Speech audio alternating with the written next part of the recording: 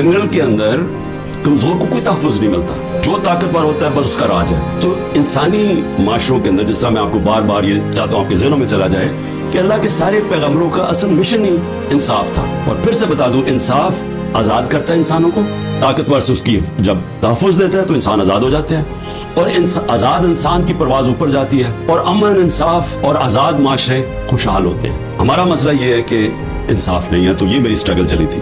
तो इन 14 महीने में मुझे सही तरह अंदाजा हुआ है कि यहाँ तो बेचारा कमजोर पिस जाता है, यहाँ तो जो हमारा इंसाफ का निजाम है उस बेचारा बिल्कुल नहाता है, उसको माशरा बिल्कुल उसकी हिफाजत नहीं करता।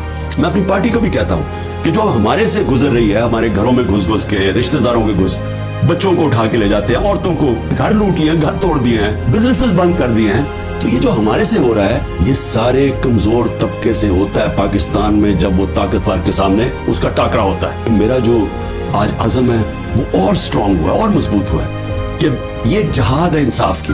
क्यों अल्लाह के पैगंबरों ने सबने इंसाफ के ऊपर बात की थी?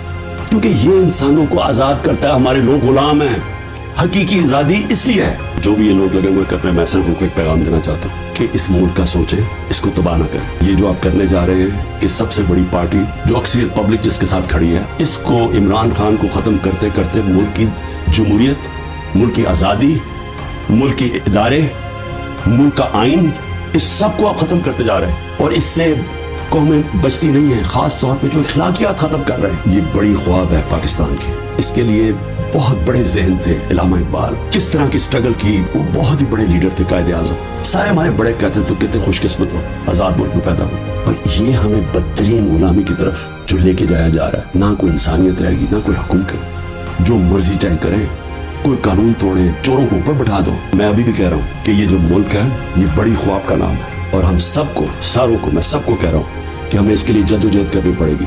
और मैं इंशाअल्लाह, फिर से मैं रिपीट करता हूँ, मैं बार बार कहता हूँ, जो भी हो जाए मैं भी हर कुर्बानी के लिए तैयार हूँ इस मुल्क की आज़ादी के लिए। और मैं आप सबको कह रहा हूँ कि आपको तैयार होना पड़ेगा कुर्बानी के लिए, क्योंकि आज़ादी घर में बैठ के नहीं मिलती, जंजीरें गिरती नहीं है, तोड़नी पड़ती है, जद्दोजहद करनी पड़ती है। पाकिस्तान जिंदाबाद।